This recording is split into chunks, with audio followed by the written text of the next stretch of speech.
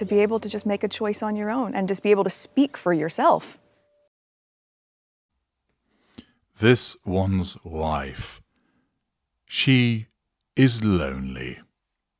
Hello, I'm H.G. Tudor. Do you hear that noise? Listen very carefully. Tell the dog to go out so it's not making a noise. Send the cat away. Mute the children. There. Do you hear it? That little screechy, scratchy sound. It's the world's tiniest violin that's playing. As according to Closer, lonely this one's wife, she's feeling pretty low. Oh dear. I'm sure you all feel very sorry for her. Royal commentators have previously said there is nothing accidental about this one's wife's timings. From the red jumpsuit she wore for a photo shoot in 2022, the pictures being released on the same day as the royal family's new portrait, to the trailer for their Netflix documentary being dropped just one day after Kate Middleton and Prince William landed in the United States for the Earthshot Prize. The list is seemingly endless. And now, following an annus horribilis for the Sussexes, as their projects have waned and their popularity continues to plummet, an insider reveals that this festive period will see this one's wife launch a major charm offensive.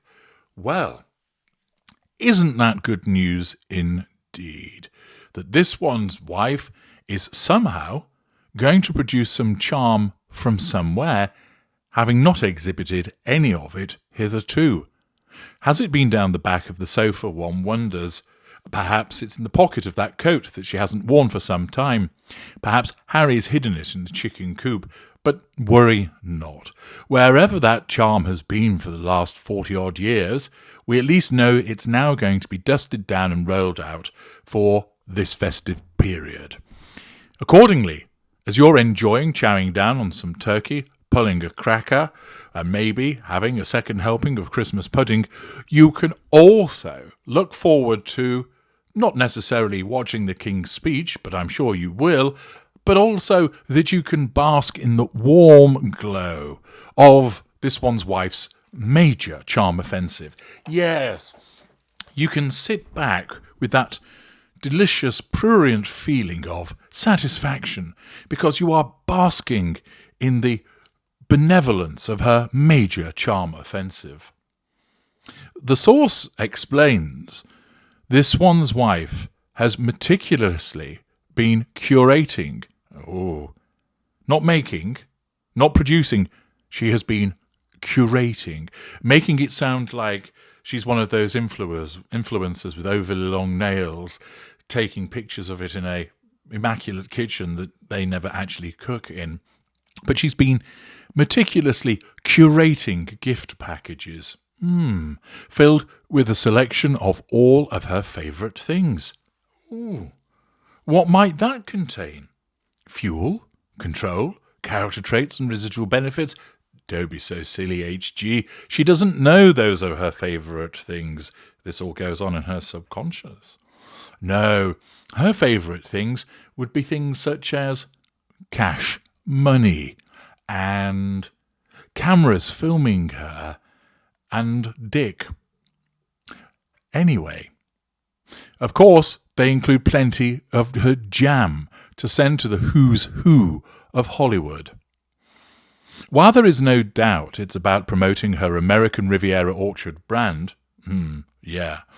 it's also about spreading goodwill and trying to remind people of her softer side.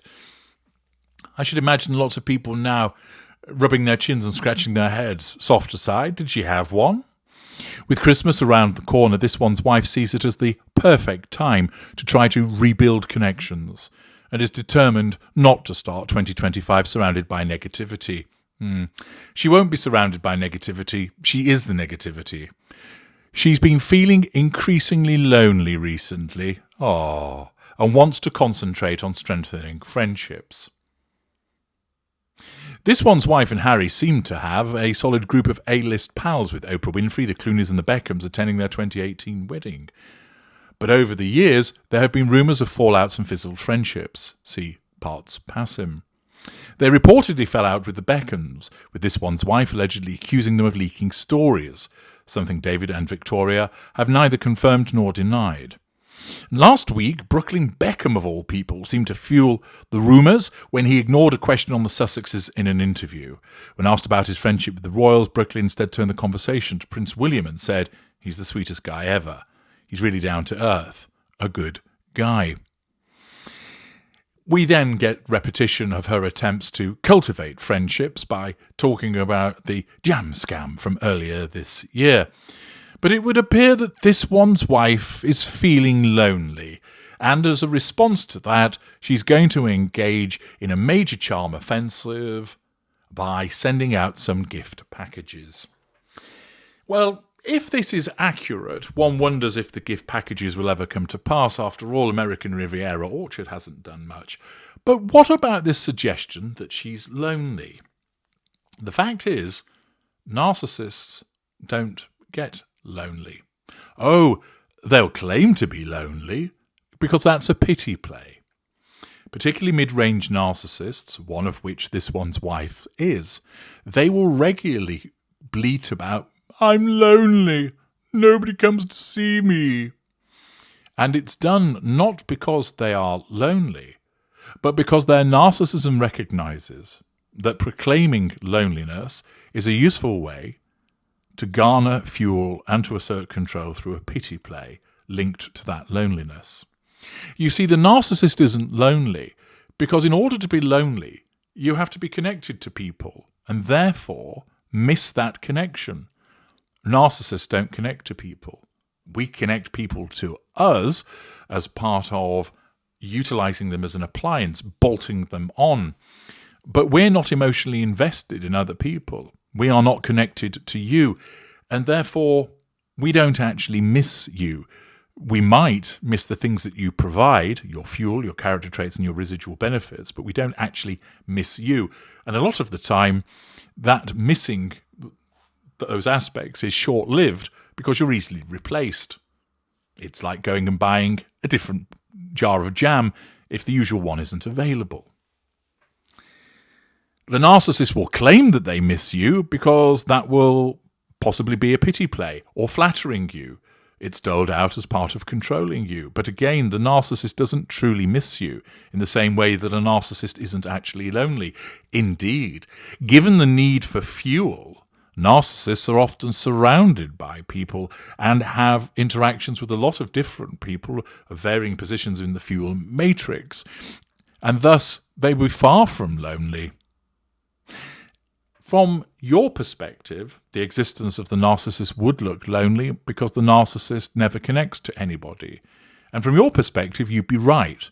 But the narcissist doesn't actually feel lonely. The narcissist will only talk about lonely as a consequence of the narcissism compelling them to do so for the purposes of a pity play. Accordingly, if it is accurate that this one's wife is putting it about that she's feeling lonely as a consequence of the annus horribilis that her and this one have experienced this year, it's just part of her pity play.